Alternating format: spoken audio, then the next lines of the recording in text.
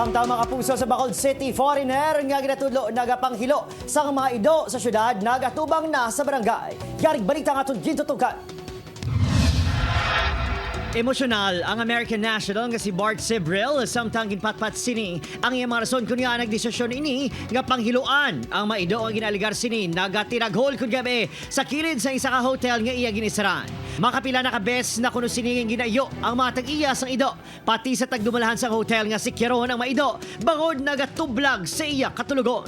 When no one will help me, and I'm getting sick as a strong person, and she has cancer and dying, what can I do? I only targeted dogs that were roaming around and nobody else who were barking. Apisari ang mga ido ang gipatupan sa iyang mga problema, ginpahig sini nga dog and cat lover kuno siya. I see cats and dogs that look like a skeleton.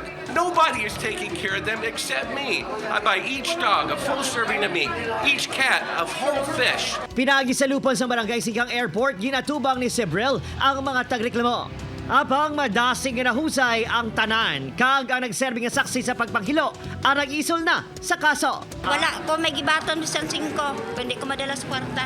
Wala ka. Ang akon lang, butangan ng ginamong kasugtanan, nga hindi na sa manghilabot, kaya hindi mag-ipit ido. Ano ang matabo sa tanan nga ido, nga mahilo, siyang sukton.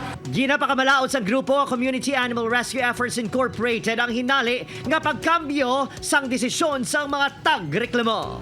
Why kuya labot kung wala ko yung kwarta? Importante, I stood up for my right, for animals' rights. Tandaan nila sa mga Pilipino, do kwarta lang. Apisar sa mag-isal sang witness nga magaserbi kung tani nga mga complainant. Dayon sa gihapon sang care ang pagpasaka sang kaso batok sa foreigner sa paglapas sang Animal Welfare Act of the Philippines. Upod, Kiril Casillo, Adrian Priatos, 1 Western Visayas.